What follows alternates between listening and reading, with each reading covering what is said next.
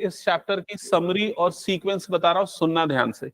पिछली क्लास में हमने देखा था डिटरमिनेंट निकालना किसी भी मैट्रिक्स का, और किस मैट्रिक्स का डिटरमिनेंट निकल सकता है? सिर्फ स्क्वायर मैट्रिक्स का। ठीक है, 2x2 सबसे सिंपल मैट्रिक्स था। ठीक है, उसका समझ गए थे। 3x3 का भी समझ गए थे। 3x3 का निकालने के लिए किसी भी रो या कॉलम को लेके हम निकाल सकते हैं। और किसी मैट्रिक्स का जो डिटरमिनेंट होता है उसको किससे डिनोट करते हैं? इस तरीके से, दो वर्टिकल लाइन और फिर अंदर में आ जाता है वो मैट्रिक्स का नाम, तो डिटरमिनेंट ऑफ ए। ठीक है, अब दूसरा टॉपिक जो आज हम पढ़ेंगे वो है माइनर्स। तो पहले ये समझो माइनर को किससे डिनोट करते हैं। तो उसको डिनोट करने का तरीका होता है एम आई जे। यहां आई और जे इंडेक्स है। इंडेक्स मतलब किस एलिमेंट का माइनर निकाल रहे हो, ये वो बताता है। समझ में आ गया?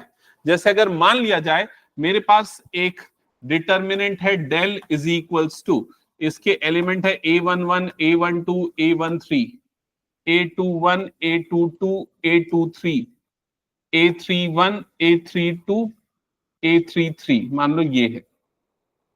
अगर मैं M11 निकालता हूं तो इसका मतलब होगा determinant obtained by leaving first row and first column, मतलब इस एलिमेंट का माइनर, और उसके लिए हमें इसके रो और इसके कॉलम को हटाना पड़ता है। समझ में आ गया? तो M11 का क्या क्या मतलब होगा?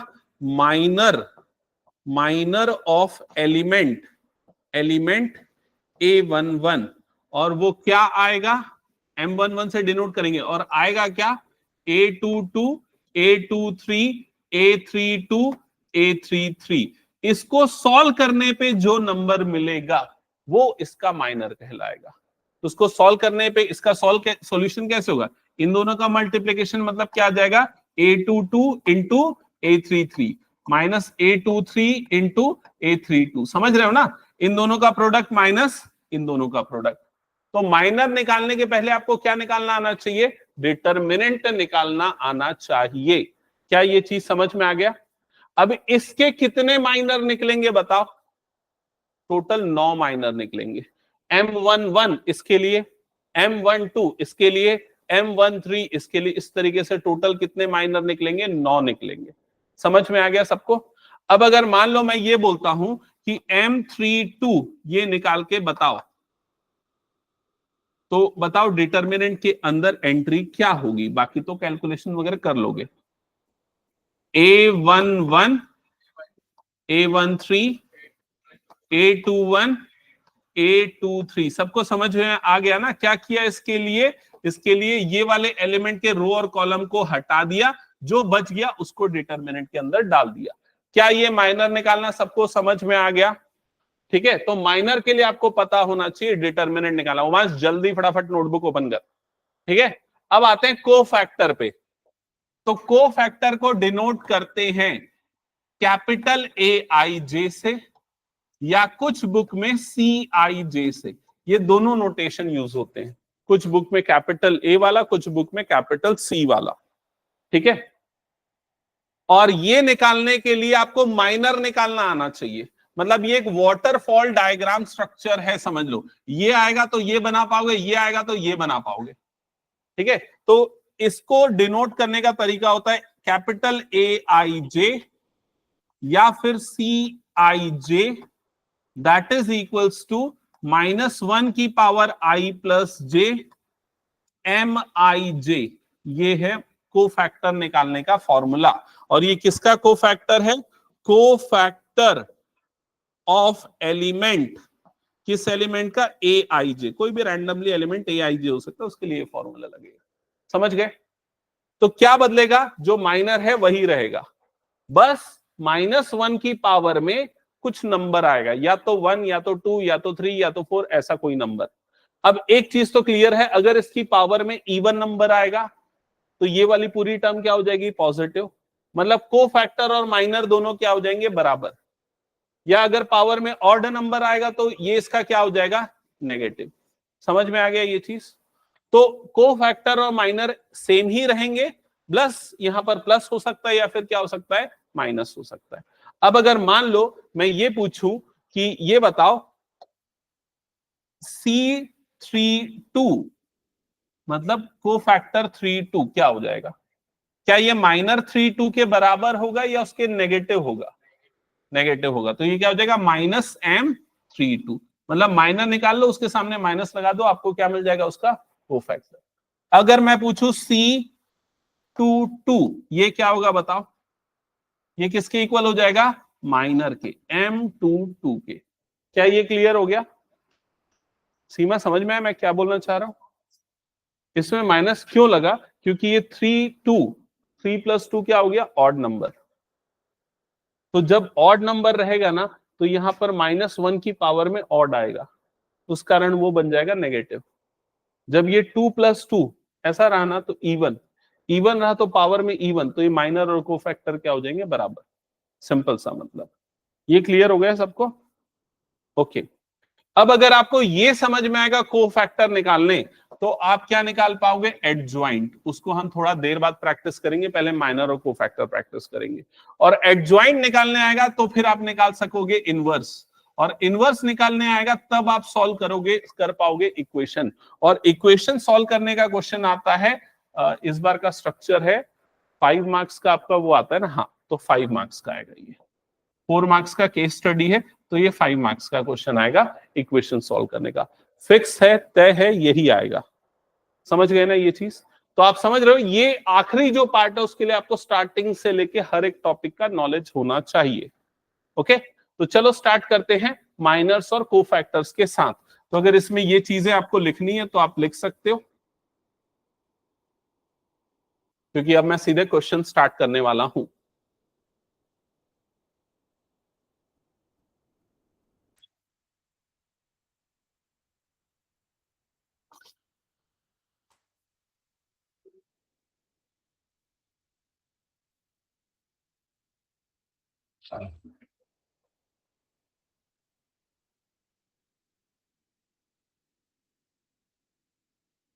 हो गया? तो अगर मान लो कुछ डाउट रह गया कि ये कैसे कर रहे हैं, तो मैं आपको बीच में कुछ एग्जांपल्स दूंगा जिससे वो क्लियर हो जाएगा।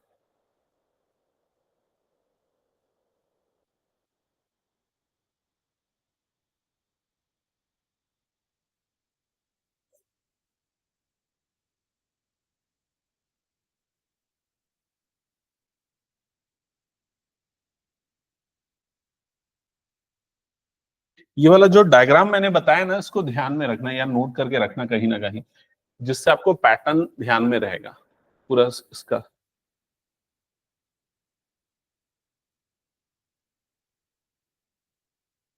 स्टार्ट करें क्वेश्चंस के साथ? ओके, तो एक क्वेश्चन लिखो। Let del is equals to 1 2 3 4 5 6 7 8 9, और क्वेश्चन है find the minor of 7 and cofactor of 6.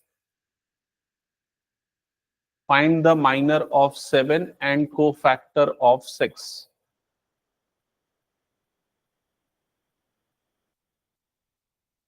तो जिनको ये एग्जांपल समझना है देख लो। सबसे पहले 7 ये एलिमेंट है, आपको इसका माइनर निकालना है। तो इसके माइनर को हम रिप्रेजेंट करेंगे M31 से, ठीक है। और इसका माइनर निकालने के लिए हम क्या करेंगे? इस एलिमेंट के रो और कॉलम को हाइड कर देंगे, जो बच गया उसका डिटर्मिनेंट निकाल लेंगे। तो 2 3 5 6, अगर आप इसका डिटर्मिनेंट निकालने जाओगे तो 2 6 12 minus 3 5 15, so finally you will get -3। Check कर लो, ये आ गया सबका माइनर।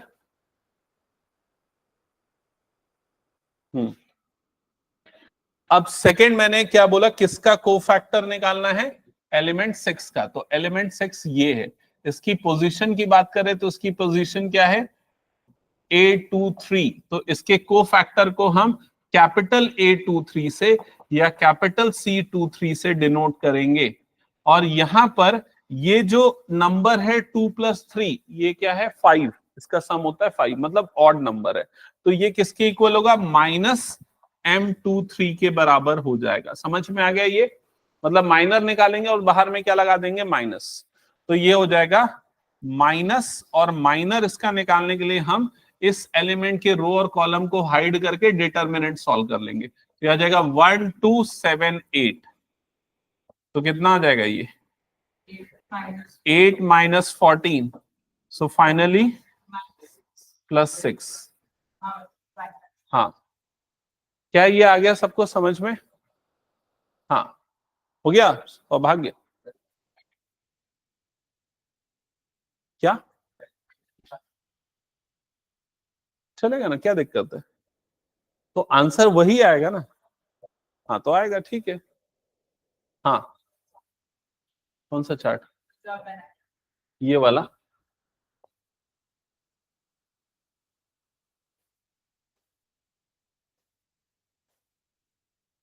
हाँ। जिनका ये हो गया ना, उनको मैं और कुछ क्वेश्चंस दे रहा हूं इसी से। Minor of 5 and cofactor of 9। जल्दी निकालो, minor of 5 and cofactor of 9।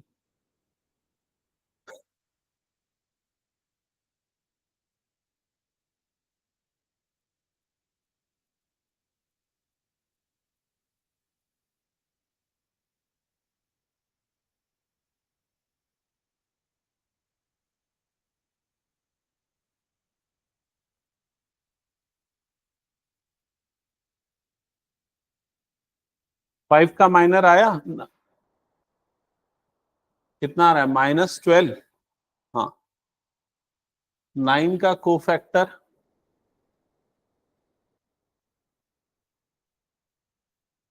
9 का कोफैक्टर 3। और किसी का? सबका 3 आ रहा है। कितना आ रहा है सौभाग्य? -3। तो भाई अपने आंसर पे कॉन्फिडेंस रखना। -3 आएगा ना। 9 का कोफैक्टर, तो 9 की पोजीशन मतलब क्या हो जाएगी? C33। समझ गए ना?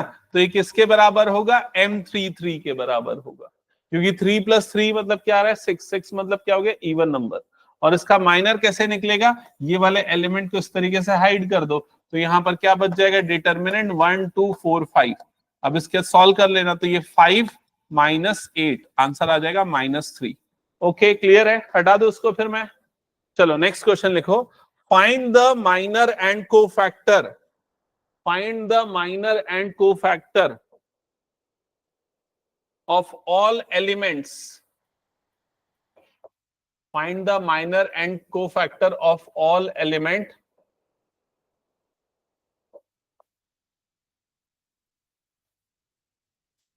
of determinant del is equal to this. ये जो डिटरमिनेंट दिया इसके सारे एलिमेंट का माइनर और कोफैक्टर लिखो जल्दी। माइनर कोफैक्टर याद है ना? हो जाता है। अच्छा बस मुझे ये बता, 4 का यहाँ पर जो सबसे नीचे वाला जो 4 है ना, थर्ड रो, उसका मुझे कोफैक्टर बता दे क्या होगा।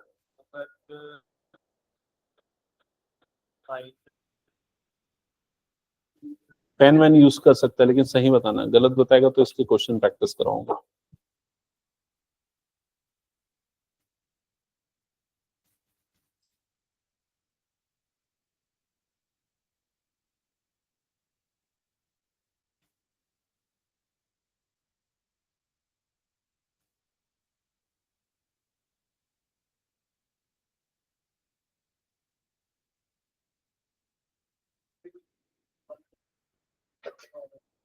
इसमें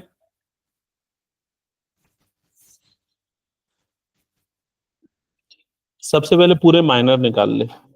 नहीं नहीं, इसमें सिर्फ नंबर आता है, इसमें सिर्फ डिटर्मिनेंट लेना होता है, प्लस माइनस साइन चेंज नहीं होता। हाँ, इस एलिमेंट के लिए क्या निकाला है? माइनर की कोफैक्टर। कोफैक्टर बोला था ना मैंने। हाँ, 12 माइनस 28 माइनस 16, हाँ ठीक है।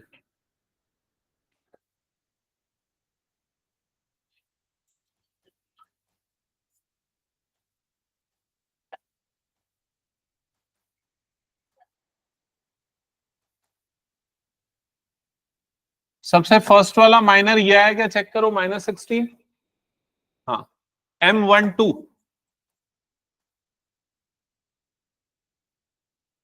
7621 7 माइनस 12 -5, करेक्ट। M13 7824 8 7 4 28 माइनस 16 12 आया ये। चलो जल्दी पूरा निकालते चलो। और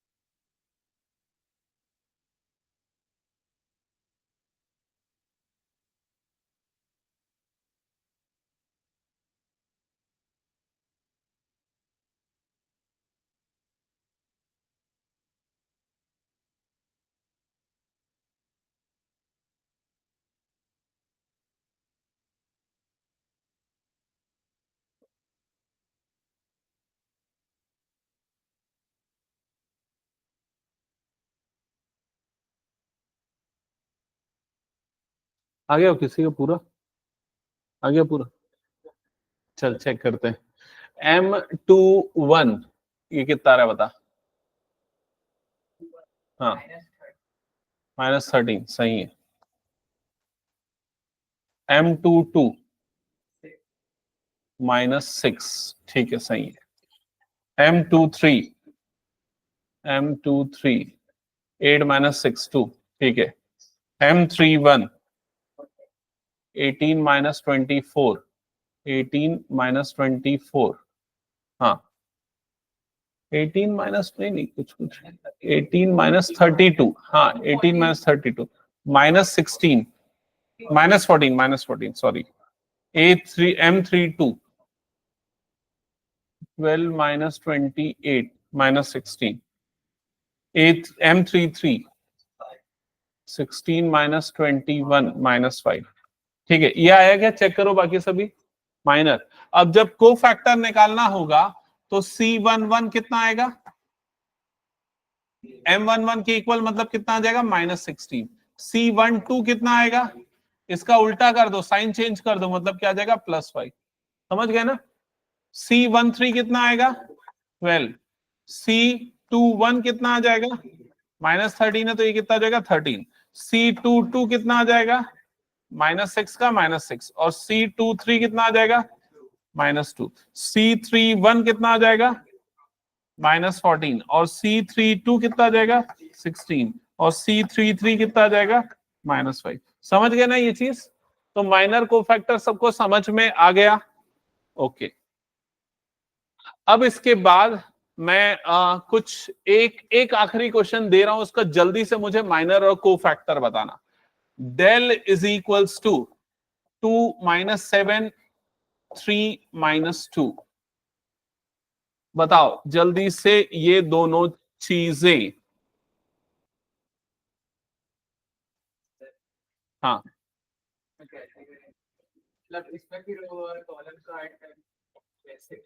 इसमें इसमें किसको किसको कंफ्यूजन हो रहा है कंफ्यूजन बता दूं। देखो इधर, ये और आसान है, तो मैं मुश्किल चीज पहले बता, आसान चीज बाद में बता रहा हूं।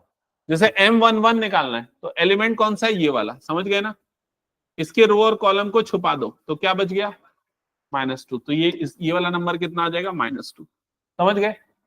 M12 कौन सा एलिमेंट है बताओ, 1 2 वाला, ये। इसके रो और कॉलम को छुपा दो, क्या बच गया, 3। तो ये नंबर कितना आ जाएगा, 3। क्या ये समझ गए। M21 बताओ कितना होगा, M21 प्रखर समझ में आ गया ना। M21 मतलब इस एलिमेंट के लिए, तो इसको हाइड कर दो तो क्या हो जाएगा, -7। M22 M22 मतलब इस एलिमेंट के लिए निकालना है तो कितना आ जाएगा, 2। तो ये आ जाएगा 2। अब को फैक्टर के लिए वही रूल है, C11 M11 दोनों क्या होंगे, बराबर। C12 के लिए M12 को क्या कर देंगे, साइन चेंज, तो ये क्या आ जाएगा, -3। ये कितना आ जाएगा, -7 है तो ये कितना हो जाएगा, 7। ये 2 है तो ये क्या आ जाएगा, 2। समझ गए ना, सिंपल लॉजिक। क्या ये क्लियर है सबको। ठीक है, चलो एक आखिरी क्वेश्चन दे रहा हूं, उसका मुझे जल्दी से माइनर को फैक्टर बताओ। -2 3 1 -5, जल्दी से माइनर को फैक्टर बताओ। M11 M12 M21 M22, लिखना ना, लिखना उसके बाद बोलना। C11 C12 C21 C22।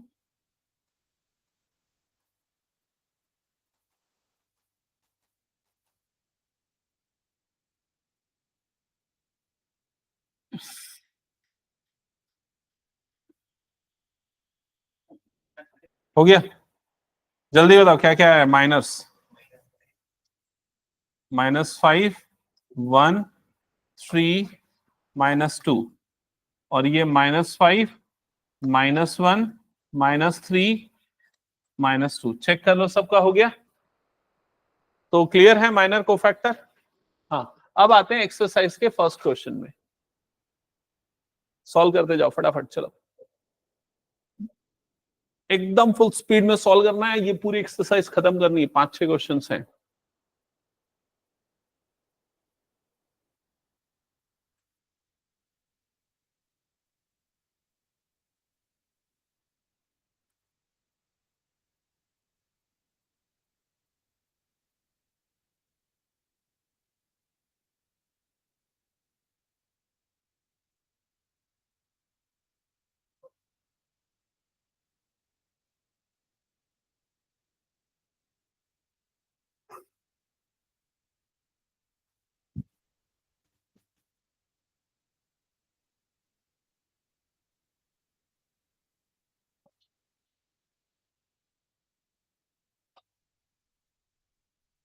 अच्छा, फुल व्यू कर दो मुझे। अच्छा,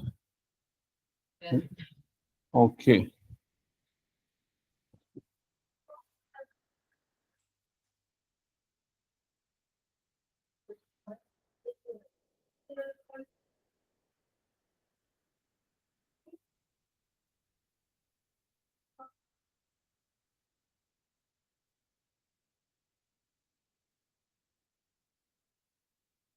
तुम्हारे भाई आने वाला था क्या। ओके ठीक। केमिस्ट्री में कल से कुछ नया चालू कर रहे हो, क्या है, पुराना ही चल रहा है क्या। इसलिए आज मैथ्स में एक्चुअली मैं नया टॉपिक पढ़ा रहा था, इसलिए मैं बोला था मैथ्स, और आज फिजिक्स भी है ना इनकी तो। हाँ हाँ, ठीक है चलो।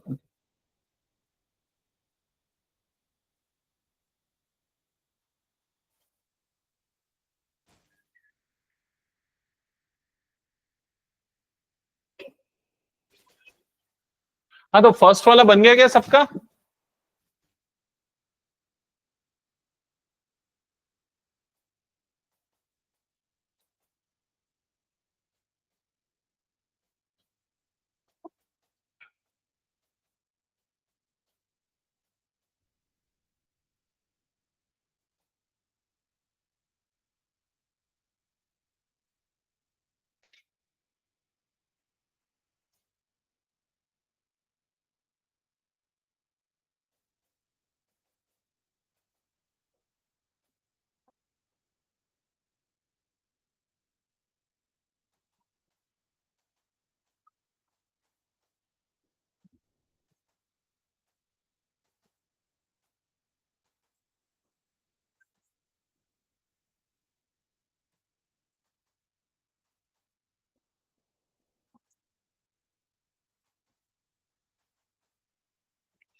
चेक कर लो ये सही है क्या सबका?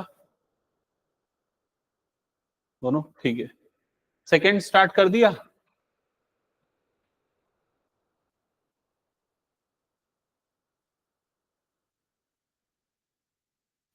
कुछ डाउट है उमांश? कहाँ तक बन गया? ये सबसे मुश्किल भी और इम्पोर्टेंट भी टॉपिक है, और अगर ये करेगा तो एक लॉजिक डेवलप होता है। कल तक बन गए एग्जांपल्स। इसको कंप्लीट कर लेगा अगर मान ले कल तक, तो नेक्स्ट टॉपिक हम साथ में करेंगे इनके साथ। और आईएससी वाले पूरे क्वेश्चन करने हैं ना उसके अलावा भी। हाँ, जितने भी आईएससी मार्क्ड है ना एक्सरसाइज में, वो पूरे करने हैं। आईएससी एनसीईआरटी एग्जाम्पलर जितने में भी मार्किंग है ना, वो सब करना।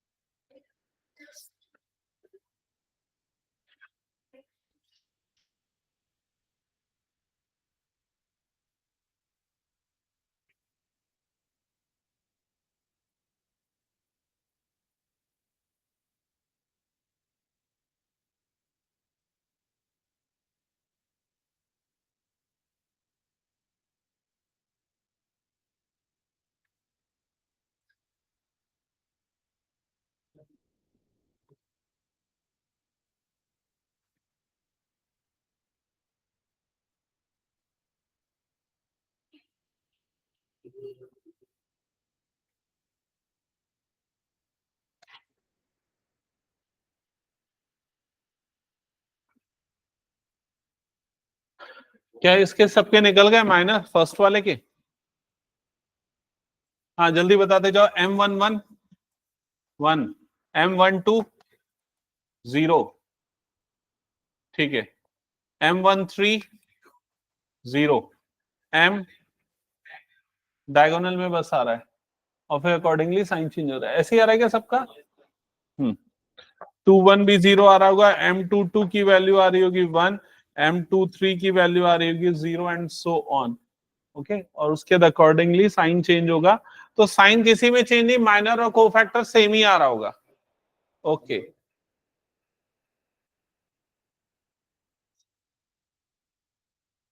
अच्छा ये बताओ मुझे, सुनो सारे बच्चे इधर ध्यान से सुनो, फर्स्ट वाले का डिटर्मिनेंट कितना आएगा?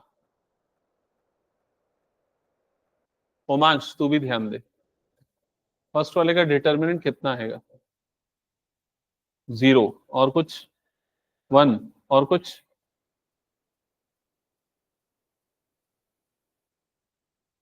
थोड़ा ना चीजों को याद रखो। पिछली क्लास में मैंने एक पॉइंट बताया था, जो मैं बोलता हूं ना उसको या तो लिख लिया करो अगर याद नहीं रख पाते हो तो। कोई भी अगर डायगोनल मैट्रिक्स है, ये डायगोनल मैट्रिक्स है ना, तो उसका डिटर्मिनेंट क्या होगा? उसके डायगोनल एलिमेंट्स का प्रोडक्ट, दैट इज 1। समझ में आया ये चीज? कोई भी अपर ट्रायंगुलर मैट्रिक्स है या लोअर ट्रायंगुलर मैट्रिक्स है, उसमें भी उसके डायगोनल का प्रोडक्ट आएगा। जैसे कि अगर मान लो ये मैट्रिक्स हो गया 1 0 0 2 3 0 5 4 2, क्या होगा इसका डिटर्मिनेंट? इसका डिटर्मिनेंट आएगा 6, क्योंकि ये कौन सा मैट्रिक्स है? Lower triangular matrix. समझ गए ना?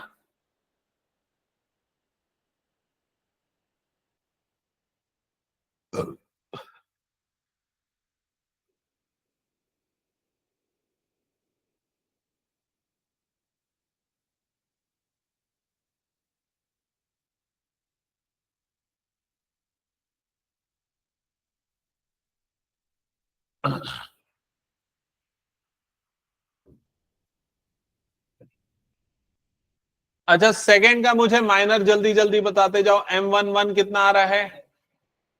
11। M12 कितना आ रहा है?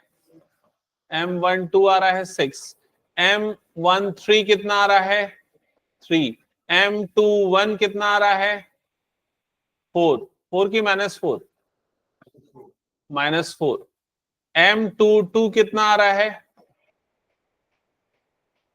कितना आ रहा है M22? 2। M23 कितना आ रहा है? 1। कुछ किसी में गलती क्या?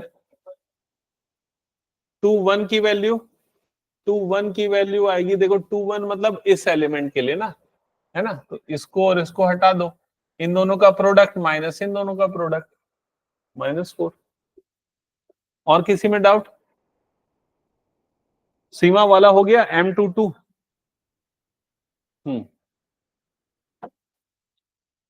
M23 भी हो गया ना सबका?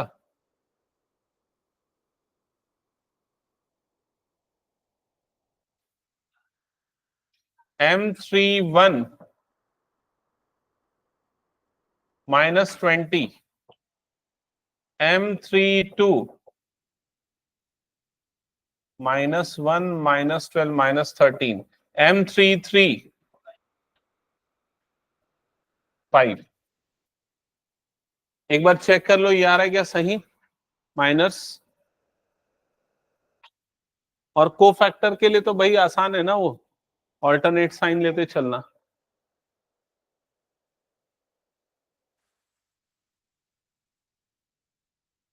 तो मैं हटा दूं फिर इसको? चलो नेक्स्ट बताओ, को फैक्टर ऑफ सेकेंड रो क्या आएगा? नेक्स्ट क्वेश्चन पे आते, क्वेश्चन नंबर 3। नहीं, इस क्वेश्चन को पूरा पढ़ते हैं। क्या लिखा है पढ़ो। Using cofactor of element of second row evaluate del. क्या करना है समझ में आया? सेकेंड रो के कोफैक्टर निकालने हैं और उसको यूज करके इसको इसको इवैल्यूएट करना है, इसका डिटर्मिनेंट निकालना है। तो इसके पीछे एक इंपॉर्टेंट प्रॉपर्टी है जो मैंने नहीं लिखवाई है, उसको पहले नोट करके लिखो। लिखो note,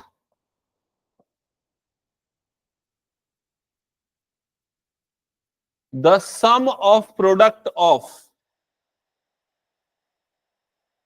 the sum of product of all elements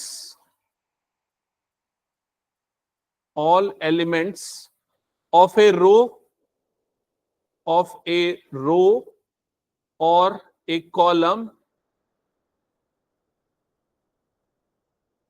with their corresponding cofactors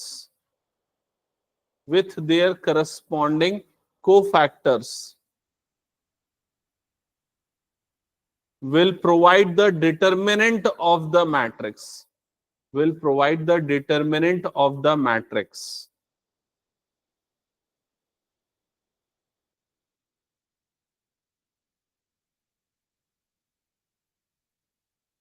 अब अगर ये जो लिखा उसको रिटर्न वर्ड में नहीं समझ में आ रहा तो एक एग्जांपल से समझाता हूं। मान लो मैं फर्स्ट रो के एलिमेंट लेता हूं, तो फर्स्ट रो के एलिमेंट क्या होंगे? A11, A12, A13 यही होंगे। और उनके करस्पॉन्डिंग कोफैक्टर क्या होंगे? तो इसका कोफैक्टर क्या होगा? C11। एक्चुअली एनसीईआरटी में इसको कैपिटल ए से डिनोट किया है, तो कैपिटल A11, कैपिटल A12 और ये क्या हो जाएगा? Capital A13। ये क्या है समझ में आ रहा है ना? फर्स्ट रो के एलिमेंट और फर्स्ट रो के कोफैक्टर, इनके प्रोडक्ट का जो सम होगा ये आपको क्या देगा? उस पूरे डिटर्मिनेंट की वैल्यू देगा। और ये सिर्फ फर्स्ट रो के साथ नहीं, किसी भी रो या कॉलम के साथ। ठीक है। अब अगर मान लो मैं ये लेता हूं A21 small A21 plus A22 small A22 plus A23 small A23, तो इसकी वैल्यू भी किसके इक्वल होगी? उस डिटर्मिनेंट की वैल्यू के इक्वल होगी। इंपॉर्टेंट प्रॉपर्टी है, ध्यान रखना। ठीक है, तो ये दोनों चीजें लिख लो। हाँ बिल्कुल सही। और ये बिल्कुल याद रखना सारे बच्चे, जो रो ले रहे हैं उसी रो का कोफैक्टर लेना है। अगर किसी और रो का कोफैक्टर ले लिया तो क्या आएगा आंसर? तो आंसर 0 आएगा। वो एक और नई प्रॉपर्टी है। गलत आएगा, लेकिन क्या आएगा? 0 आएगा। ये भी एक क्वेश्चन है, इसलिए बोल रहा हूं मैं, ये भी एमसीक्यू का एक क्वेश्चन है। ठीक है, तो ये नोट 1 का एग्जाम्पल हो गया। नोट 2 का ये एग्जाम्पल है कि मान लो मैं फर्स्ट रो के एलिमेंट ले रहा हूं A11, A12, A13, और सेकेंड रो का कोफैक्टर ले रहा हूं A21, A22 और A23। तो इस सिचुएशन में इसकी वैल्यू कितनी हो जाएगी? 0। समझ में आ गया? तो एलिमेंट और कोफैक्टर सेम रो या सेम कॉलम के हैं तो डिटर्मिनेंट देगा। एलिमेंट और कोफैक्टर अगर मिसमैच रो और कॉलम के हैं तो उसकी वैल्यू क्या आएगी? 0 आएगी। ओके, समझ में आ गया? तो अब इस क्वेश्चन में क्या पूछ रहा है बताइए आपको? सेकेंड रो के क्या निकालने हैं? कोफैक्टर। और उसको यूज करके आपको ये डिटर्मिनेंट की वैल्यू निकालनी है। तो पहले सेकेंड रो के कोफैक्टर बताओ मुझे क्या आएंगे, मतलब C21, C22 और C23 की वैल्यू बताओ फटाफट, क्या क्या आएगी?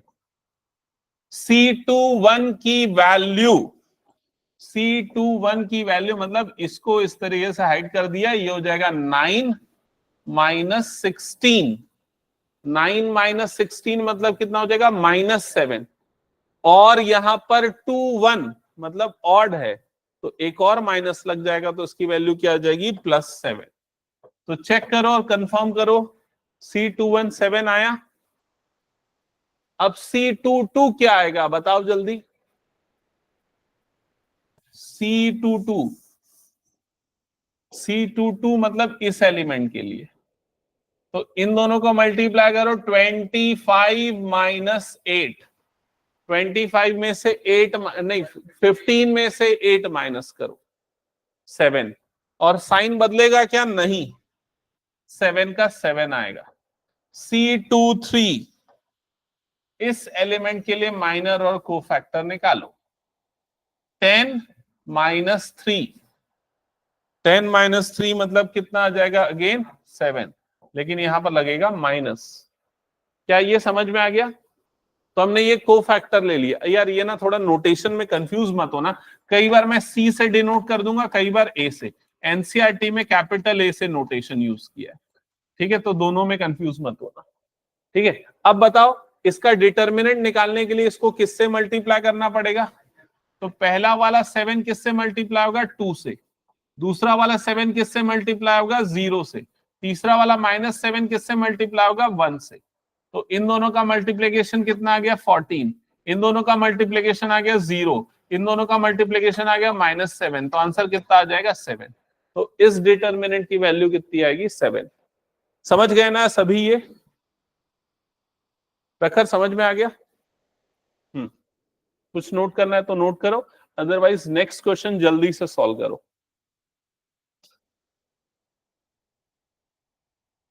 जिनके पास है बुक अभी वो देख लो। थर्ड कॉलम को यूज करके डिटर्मिनेंट निकालना है।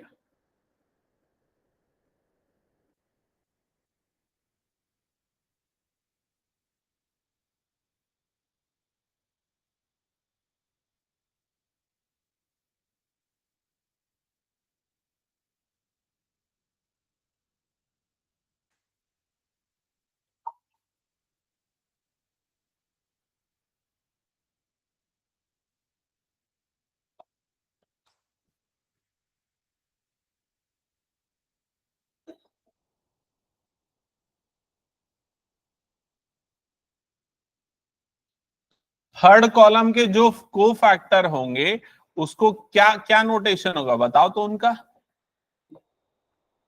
C31 या A31 या A13? A13 होगा, A23 होगा, A33 होगा। थर्ड कॉलम बोल रहा है ना, ये थर्ड कॉलम। समझ में आया ना सबको?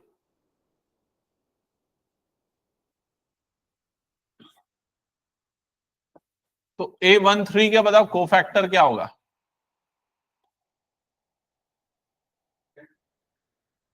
z माइनस वाई सही है। 823 का बताओ क्या होगा।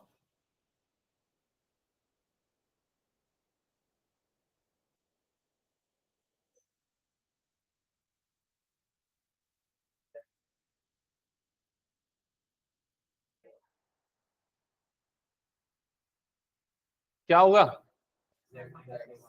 नहीं, x माइनस जेड। हम्म, तो ये माइनस साइन आएगा और इसका क्या हो जाएगा, z माइनस एक्स। तो जब माइनस खुलेगा तो ये क्या बन जाएगा, x माइनस जेड। चेक करो, कंफर्म करो, है ना। हम्म, A33 y माइनस एक्स, ठीक है, ये आ गया।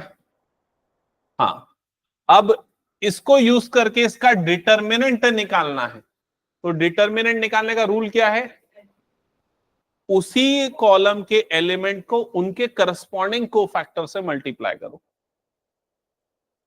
तो small a13 capital A13 plus small a23 capital A23 plus small a33 capital A33, ये करो। अब ये वाला आ जाएगा yz और ये आ जाएगा z minus y plus a23 zx और ये आ जाएगा x minus Z, a33 xy और ये आ जाएगा y माइनस एक्स।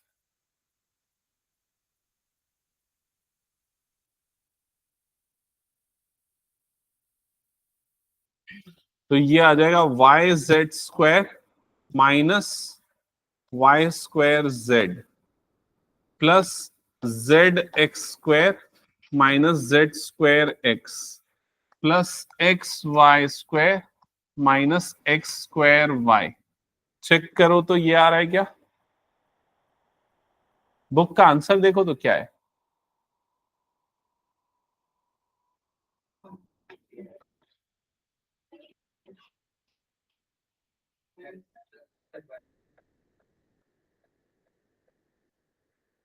बस इतना ही आ रहा है। ये वाला है क्या, बस ब्रैकेट ब्रैकेट है।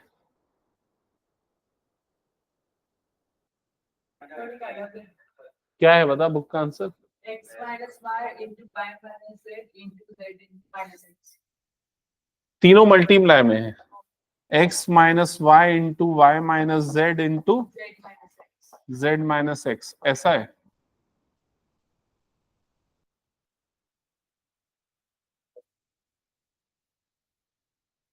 और हमारा ये आ रहा है, सेम ही है। लेकिन अगर ये क्वेश्चन प्रूव दैट में आ जाए ना, तो हमें तो पता होना चाहिए ना कैसे प्रूव करें। ठीक है, मान लो तुमने यहां तक सॉल्व कर लिया, ये बीच की खाली जगह बच गई, आखिरी में प्रूव दैट लिखना है, लिख दिया, बीच की खाली जगह तो भरोगे। ठीक है, कैसे भरोगे वो खाली जगह, सुनो इधर। तो अब यहां पर हम देखते हैं कि भाई हम सब में से x माइनस वाई कॉमन निकालने की सोचते हैं। तो x माइनस वाई सब में से कैसे कॉमन निकालें, तो x माइनस वाई निकालने के लिए ये वाला टर्म z वाला है ना, और ये वाला टर्म, और कौन सा टर्म है z वाला, ये वाला टर्म, ये दोनों टर्म में से, ये दोनों टर्म में से देखो मैं क्या कॉमन निकाल लेता हूं, z। अगर इनमें से z कॉमन निकलेगा तो बताओ क्या बचेगा, x square minus y square. क्या ये समझ में आ गया? ठीक है, अब ये वाला टर्म और ये वाला टर्म, ये दोनों टर्म, इन दोनों में से क्या कॉमन निकलेगा बताओ, प्लस इसमें से कॉमन निकाल लिया, माइनस जेड स्क्वायर कॉमन निकाल, माइनस जेड स्क्वायर कॉमन निकाल लिया। माइनस क्यों, क्योंकि मुझे एक्स पॉजिटिव चाहिए, वाई क्या चाहिए, नेगेटिव। तो क्या बच जाएगा यहां पर भी, एक्स माइनस वाई। क्या ये समझ में आ रहा है सबको? इन दोनों से क्या कॉमन निकलेगा बताओ, क्या यार इतना आसान क्वेश्चन पूछो, इन दोनों में से क्या कॉमन निकलेगा, बस वाई निकलेगा, एक्स नहीं निकलेगा क्या? x भी निकलेगा और y भी निकलेगा, दोनों निकलेगा ना।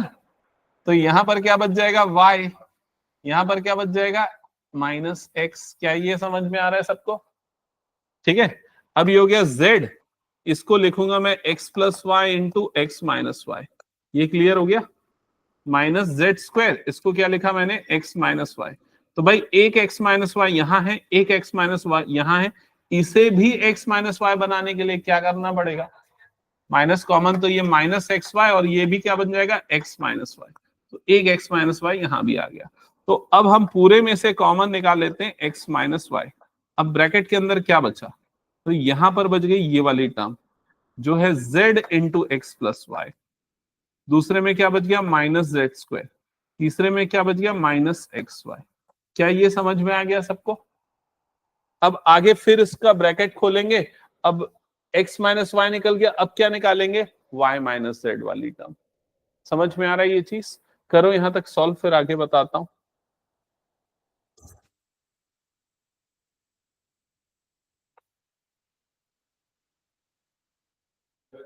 हम्म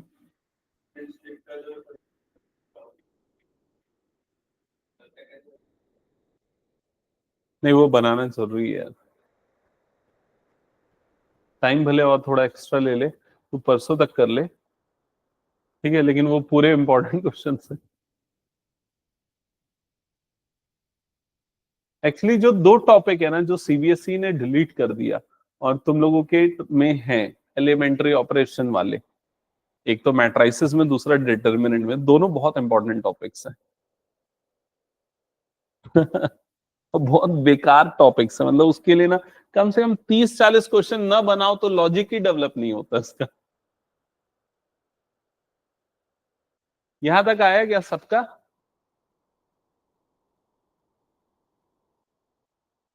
ये कुछ ज्यादा ही मुश्किल नहीं बन जा रहा है क्या? थोड़ा आसान होना चाहिए।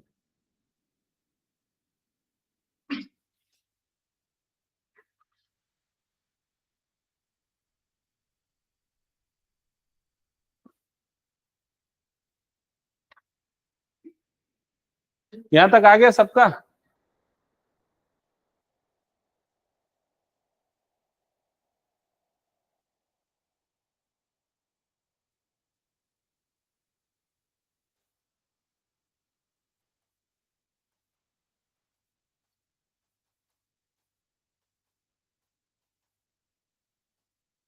हम्म अब भाई x माइनस वाई निकल गया ना, अब चाहिए y माइनस जेड। अब देखो ये वाला पेयर लेते, एक तो ये वाला पेयर और दूसरा ले लेते ये वाला पेयर, ठीक है। कॉमन निकालना और बताना क्या क्या आएगा। सबसे पहले मुझे ना इन दोनों पेयर में से क्या कॉमन निकलेगा बताओ, दिख रहा है ना? इन दोनों में से क्या कॉमन निकलेगा बताओ? x कॉमन निकलेगा, तो क्या बच जाएगा z माइनस वाई। इन दोनों पेयर में से क्या कॉमन निकलेगा बताओ? z। तो क्या बच जाएगा यहां पर y माइनस जेड। क्या ये समझ में आए? अब x माइनस वाई हो गया, मुझे y माइनस जेड चाहिए, तो y माइनस जेड यहां पर है, यहाँ z माइनस वाई है, तो क्या करना पड़ेगा माइनस बाहर निकालूंगा। तो ये हो गया x माइनस वाई, माइनस बाहर निकलेगा तो ये माइनस एक्स हो गया, और ये क्या हो जाएगा y minus Z plus Z, और ये हो जाएगा y माइनस जेड। समझ में आ रहा है ये चीज? तो y माइनस जेड को पूरे में से बाहर निकाल लो, तो x माइनस वाई पहले भी था, y माइनस जेड निकल गया बाहर, और अब अंदर में क्या बच गया z माइनस एक्स बच गया। तो ये दिया है आपका बुक का आंसर। अगर प्रूफ दैट में आता है ये क्वेश्चन तो ऐसे बन जाएगा, ठीक है।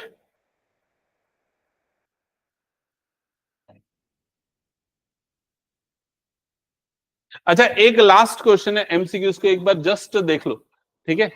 इसमें बोल रहा है ये जो डिटर्मिनेंट है इसमें इसकी वैल्यू, करेक्ट आंसर क्या होगा जल्दी बताओ। डेल जो है वो डिटर्मिनेंट है, कैपिटल ए कोफैक्टर, स्मॉल ए उसके एलिमेंट्स है। तो ये डिटर्मिनेंट कैलकुलेट करने के लिए कौन सा फॉर्मूला यूज होगा? क्या ए यूज होगा? तो नहीं। क्या बी यूज होगा? तो A11 A11 A12 A21, क्या ये होगा? नहीं होगा। A11 A11 A21 A21 A31 A31, समझ गया ना? तो कौन सा ऑप्शन करेक्ट होगा? डी। ठीक है, ठीक है, चलो ये क्लियर हो गया सबको, हटा दो फिर मैं। इसकी छुट्टी हुई, तुम्हारी थोड़ी नहीं। अब तुम लोगों के लिए प्रैक्टिस क्वेश्चन थोड़े से।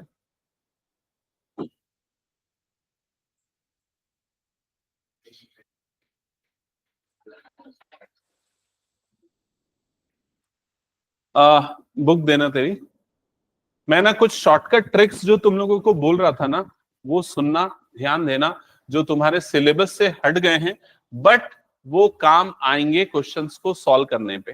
तो लिखना properties of determinants, properties of determinants.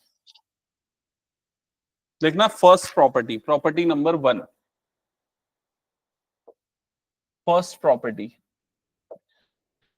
ये है, if any row, if any row or column of a determinant is zero,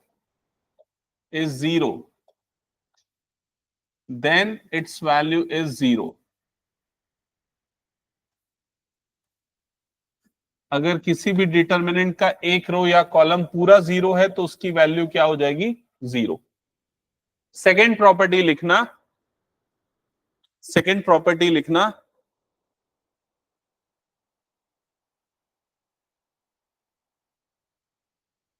for upper और lower triangular matrix, for upper और लोअर ट्रायंगुलर मैट्रिक्स और diagonal matrix, और diagonal matrix, the value of determinant, the value of determinant is equal to the principal diagonal of matrix, is equal to principal diagonal of matrix.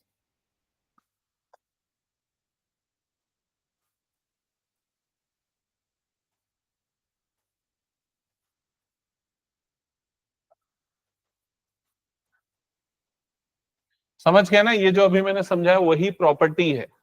सारी property लिखवा रहा हूं मैं, ध्यान रहे ताकि एक जगह पे रहे आपके नोटेड डाउन। थर्ड लिखना, the value of determinant unchanged, the value of determinant unchanged if its rows and columns are interchanged, if its rows or columns are interchanged, unchanged if its rows or columns are interchanged. Very good.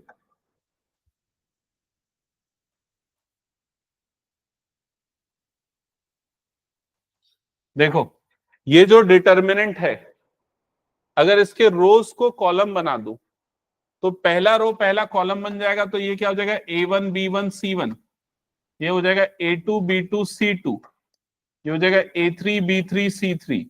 तो इसके determinant की value unchange रहेगी। इसका मतलब determinant of ए और determinant of A transpose क्या हो जाएगा? इक्वल। बहुत इंपॉर्टेंट प्रॉपर्टी है ये। फोर्थ प्रॉपर्टी लिखना, fourth property,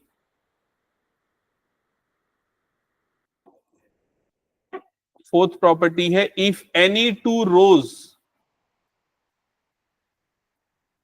if any two rows or columns of a determinant are interchanged,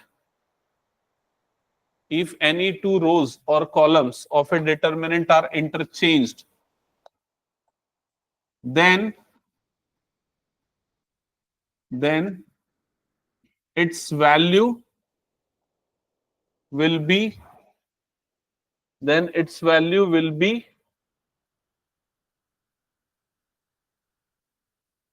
same as previous determinant,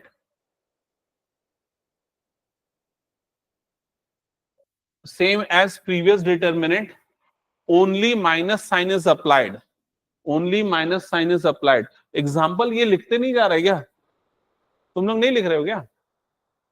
अरे ये लिखना, इसके बिना समझ कैसे पाओगे? थ्योरेटिकल क्या समझ में आएगा?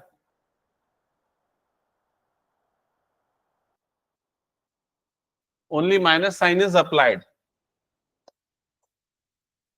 इसको लिखना पूरा ना, जो अभी मैं एग्जांपल लिख रहा हूं। देखो, इस प्रॉपर्टी को ध्यान से समझो। मान लो ये डेल एक डिटर्मिनेंट है। अगर मान लो मैंने C2 और C3 इन दोनों कॉलम को इंटरचेंज किया, अब जो मैंने ये सिंबल बनाया ना, ये एक्चुअल में इंटरचेंज का सिंबल है, प्रॉपर्टी का सिंबल है। अगर मैं ये बनाया, ये ऑपरेशन अप्लाई किया, तो यहाँ पर कॉलम 2 और कॉलम 3 इंटरचेंज हो जाएंगे, कॉलम 1 में कोई चेंजेस नहीं होगा। तो अब कॉलम 2 क्या हो जाएगा, C1 C2 C3 हो जाएगा, और ये B1 B2 और B3 हो जाएगा। समझ में आया? तो नया डिटर्मिनेंट का वैल्यू को किससे रिप्रेजेंट करूंगा, डेल वन, और पुराना वाला क्या था, डेल था। तो डेल वन की वैल्यू कितनी आ जाएगी, माइनस टाइम्स ऑफ डेल के इक्वल आएगी। क्या ये क्लियर हो गया सबको? मतलब अगर ये वैल्यू 5 आ रही थी, तो अब वैल्यू कितनी आएगी, -5 आएगी। ठीक है, ये भी एक इंपॉर्टेंट प्रॉपर्टी जो 1 मार्क के एमसीक्यू में आपको पूछ सकता है। ठीक है, ओके। और अगर मान लो ये इंटरचेंज ऑपरेशन में n टाइम्स रिपीट कर दूं, तो इसमें क्या चेंज हो जाएगा, -1 की पावर n डेल हो जाएगा। मतलब एक बार, दो बार, तीन बार, चार बार अगर करते जाऊंगा, एक बार करने पे माइनस, दो बार करने पे फिर माइनस आ जाएगा, तो माइनस का स्क्वायर मतलब क्या हो जाएगा, प्लस। तीन बार करने पे फिर माइनस आ जाएगा। समझ गए ना ये चीज? तो ये इसी का एक एक्सटेंशन है। एन टाइम्स इंटरचेंज होगा तो ये लगेगा। तो ये सारी प्रॉपर्टी के एग्जाम्पल लिखना जरूरी है, नहीं तो कुछ समझ में नहीं आएगा। Next, fifth property. Fifth property लिखना, if any two rows or columns, if any two rows or columns, if any two rows or columns of a determinant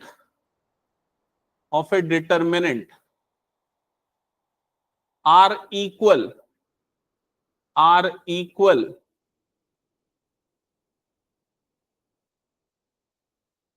are equal or in same proportion, or in same proportion, then the value of determinant is zero. Then the value of determinant is zero. इसका एक example लिखना है, del is equals to 205372 और ये आ जाएगा 205। ठीक है, तो यहां पर अगर ध्यान दोगे तो R1 and R2 are identical, identical, therefore del is equals to 0। तो इसका डिटर्मिनेंट क्या आ जाए, R3, sorry, R1 and R3 are identical, therefore इसका डिटर्मिनेंट क्या आ जाएगा, 0। समझ गए क्या? और अगर सेम प्रोपोर्शन में है तो भी होगा। जैसे डेल इज इक्वल टू, मान लो ये 1 2 3 7 8 8 और ये हो गया 3 6 9, तो यहां पर R1 and R3 are in same proportion, in same proportion,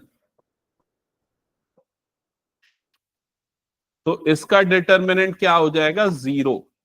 समझ गए? ये सब चीजें ना आप लोगों को मैट्रिक्स के क्वेश्चन के एमसीक्यू सॉल्व करने में काम आएगी और फास्ट कैलकुलेशन में भी काम आएगी। नेक्स्ट लिखना,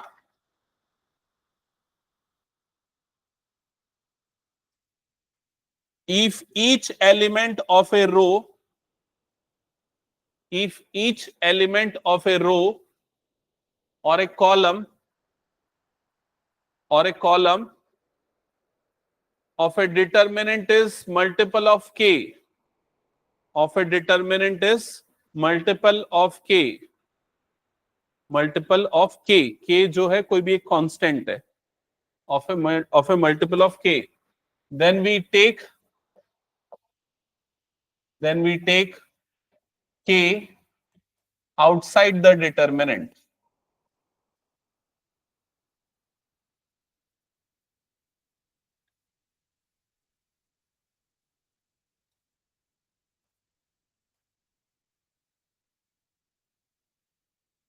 इस प्रॉपर्टी को समझना, जैसे मान लो यहां पर ये दिया हुआ है ना, यहां पर A2 K का मल्टीपल है, B2 K का मल्टीपल है, C2 K का मल्टीपल है, तो मैं K जो है इस रो या कॉलम से कॉमन निकाल सकता हूं। कॉमन निकालूंगा मतलब ये K कहां पर आ जाएगा, बाहर आ जाएगा, और ये A1 B1 C1 A2 B2 C2 और ये क्या हो जाएगा A3 B3 और C3 के इक्वल हो जाएगा। क्या ये समझ में आ गया? हाँ, यही चीज बस मैं बताना चाह रहा था जो अभी इसने पूछा, और बाकी बच्चों को ये सबसे बड़ा कंफ्यूजन होता है। अगर मान लो ये डिटर्मिनेंट न होके मैट्रिक्स होता और बाहर में के आता, तो के जब मैट्रिक्स के अंदर जाता तो हर एक एलिमेंट से मल्टीप्लाई होता। समझ रहे हो ये चीज? लेकिन अगर ये डिटर्मिनेंट है और बाहर में के है, तो के जब अंदर जाएगा तो हर एलिमेंट से मल्टीप्लाई नहीं होगा, वो किसी भी एक रो से या किसी भी एक कॉलम से ही मल्टीप्लाई होगा। क्या ये रूल क्लियर हो गया सबको? क्या कि वो डिटर्मिनेंट है कि मैट्रिक्स है? नहीं, वो किसी से भी कर सकते हो, ऐसा कोई जरूरी नहीं है। अब देखो इसका एक यूज बताता हूं। जैसे अगर यहां पर देखा जाए, ये वाला जो थर्ड रो है, ये सब 3 का मल्टीपल है, इसको मैं 3 into 1 लिख सकता हूँ, इसको मैं 3 into 2 लिख सकता हूँ, इसको मैं क्या लिख सकता हूँ, 3 into 3 लिख सकता हूँ। समझ में आ रहा है? तो मैं थर्ड रो से क्या कॉमन निकाल सकता हूँ, 3 कॉमन निकाल सकता हूँ। ये बताना चाह रहा है। ओके, नेक्स्ट प्रॉपर्टी लिखना।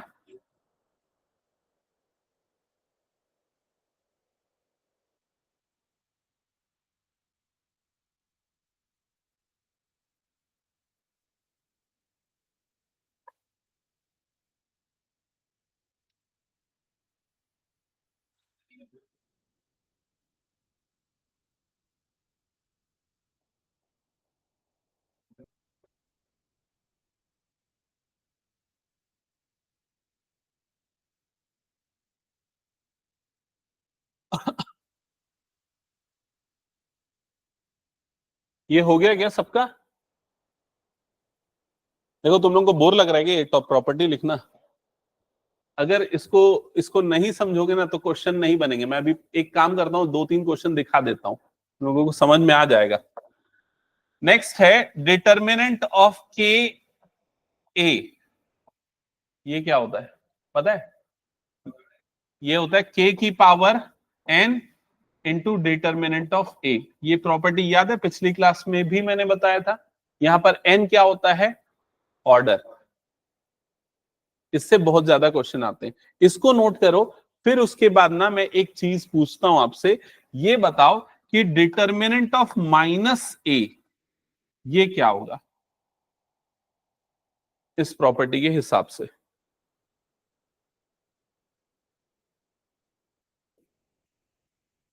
तो ये क्या हो जाएगा, -1 की पावर एन, और ये क्या आ जाएगा, डिटर्मिनेंट ऑफ ए। ये क्लियर हो गया? अब अगर मान लो क्वेश्चन में ये दिया है कि ए जो है वो स्क्यू सिमेट्रिक मैट्रिक्स है। स्क्यू सिमेट्रिक मैट्रिक्स याद है किसको बोलते हैं? जिसमें ए डैश किसके इक्वल होता है, -a की। तो ये जो -a है, मैं उसको क्या लिख सकता हूं, a डैश। तो ये इसकी जगह पे आ जाएगा a डैश, और ये क्या हो जाएगा, -1 की पावर n, और ये क्या हो जाएगा, डिटर्मिनेंट ऑफ a। समझ में आया? अभी थोड़ी देर पहले मैंने एक और प्रॉपर्टी बताई थी।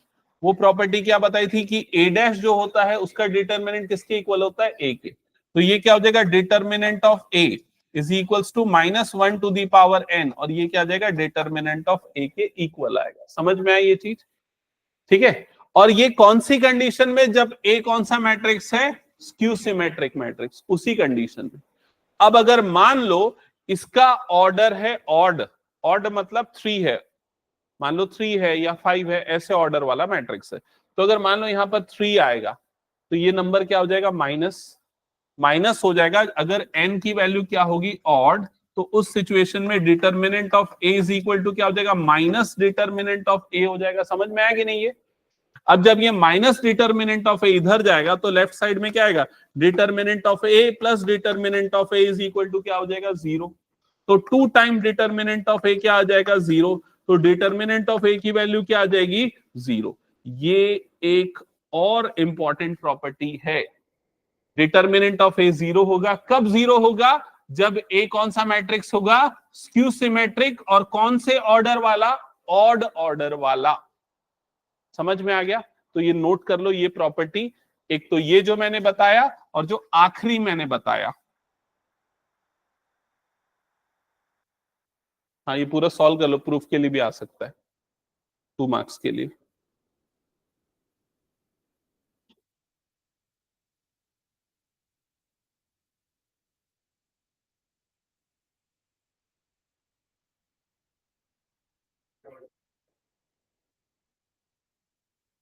एक मिनट, कुछ काम का और है क्या बचा हुआ, देख लेता हूँ।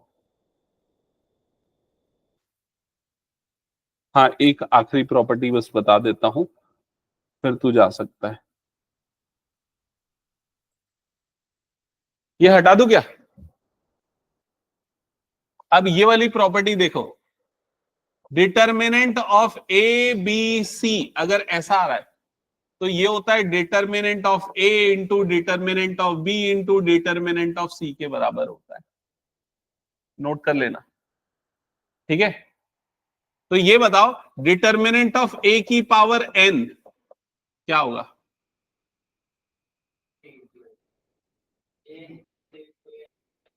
इसको ऐसा लिख सकते हैं, डिटर्मिनेंट ऑफ ए इंटू ए, ऐसा लिख सकते हैं ना, अप टू एन टाइम्स, ऐसा लिख सकते हैं। और इसका मतलब क्या होगा,